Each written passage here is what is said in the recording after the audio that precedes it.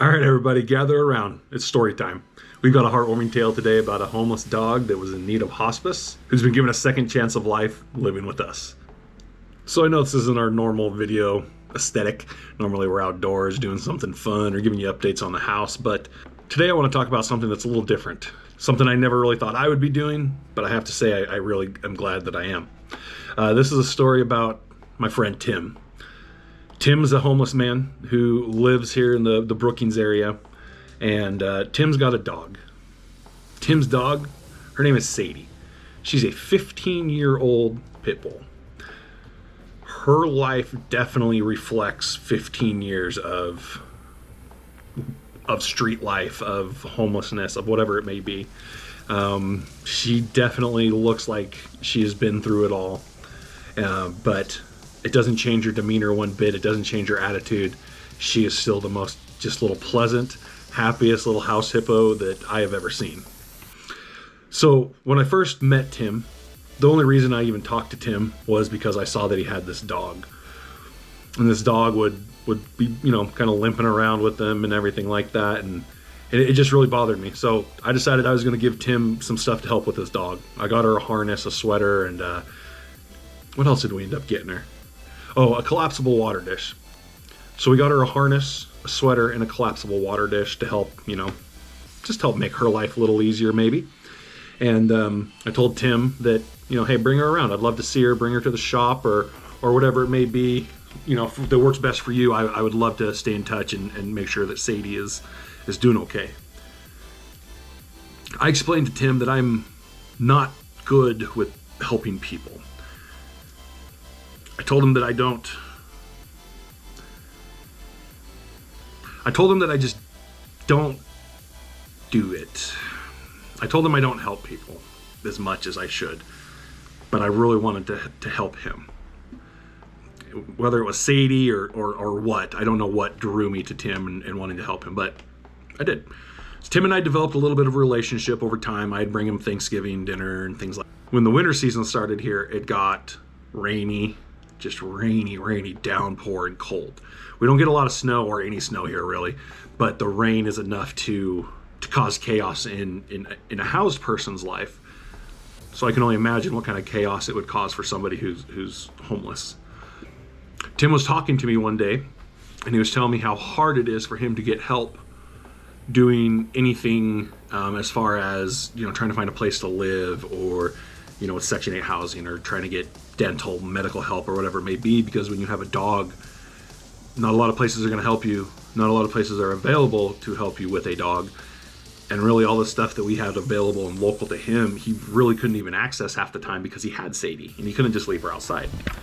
So that left him out of just the simplest things, like getting out of the rain, going in a store, going to the library, whatever it may be.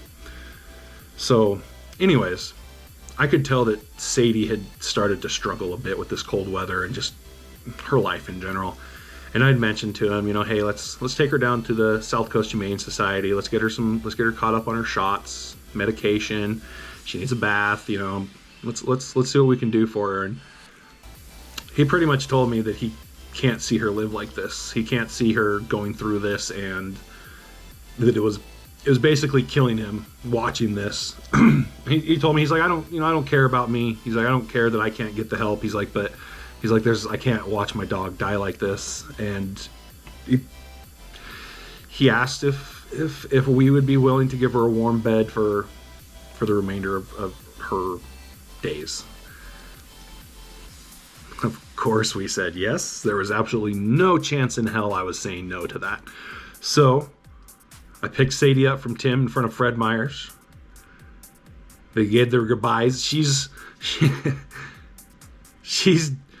pretty deaf and blind. I don't even think she can smell that well. She gets excited to see me. Maybe she thinks I'm Tim. I don't know. But Tim was definitely emotional. But he stayed strong. He kept strong. And Sadie was just happy to be in a warm car at the time. I don't think she even knew what was going on. But I took Sadie home that night. It was a few days after Thanksgiving, I think, right at maybe the start of December. And when we brought her home, we made sure to give her a nice warm bath, give her a warm meal, give her some fresh water, everything we could to make her comfortable. We wrapped her up in a sweater. She laid down on a nice, cozy dog bed, and we covered her up. And I don't know. I didn't expect much. I really thought that may be her last night. So I laid there with her and, just gave her little lovies. And when I went to bed, you know what I thought I was going to wake up to. Well, the next morning, she was still asleep, but she was alert. When I would reach down and touch her or whatever, she would, perk up, look at me and stuff like that. She would get up every now and then, get a drink, get a little nibble. So I thought, you know what? I'm just going to let her do her thing. Just let her hang out and see how she does. Well, after about 3 days of rest, she kind of just woke up one morning and was happy.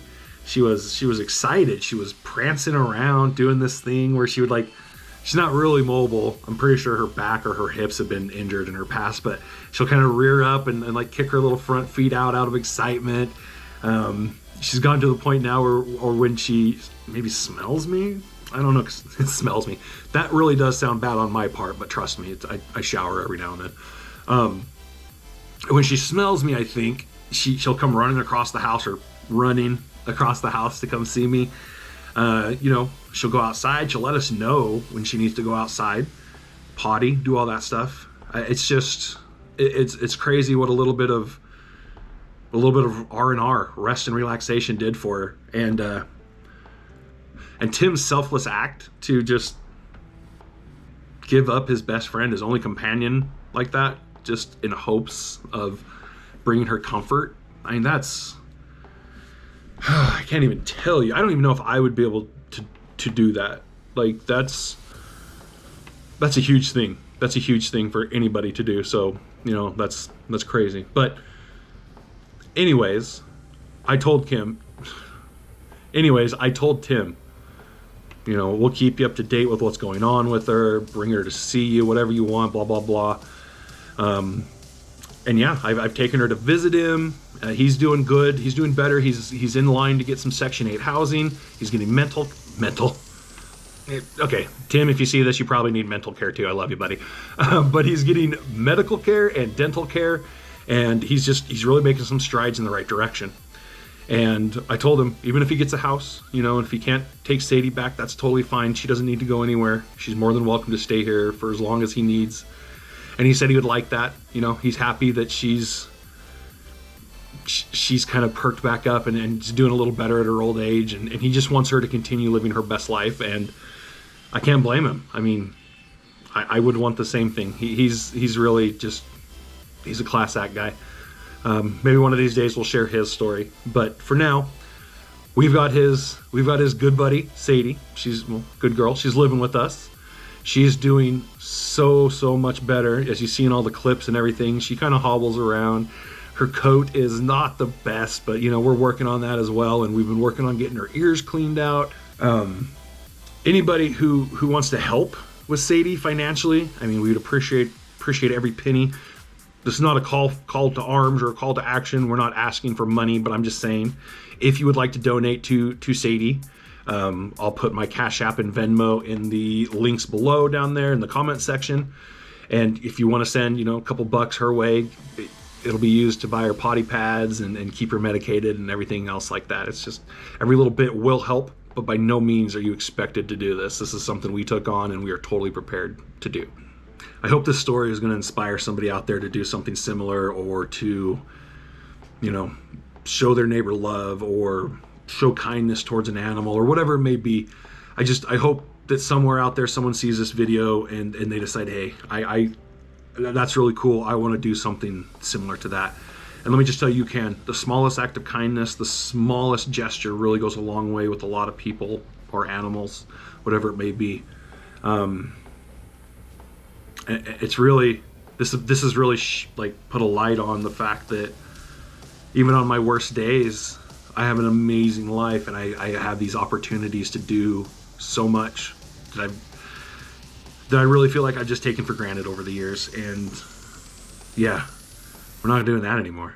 Definitely not. So sorry to get all mushy on you. It happens sometimes, but I think this was a good story to tell y'all. So I hope you enjoyed. Remember to like, comment, and subscribe to our channel and help us grow. This is 2024. We're shooting to get to 1,000 subscribers this year. We can do it with your help. And in the meantime, just remember, stay blessed.